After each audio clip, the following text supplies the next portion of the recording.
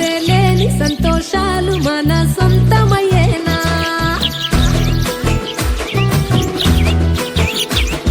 సిన్నోడా ఓ సిన్నోడా చిన్న చిన్న మేడా చిత్తరంగా చూపిస్తాది సంబరాల జాడా.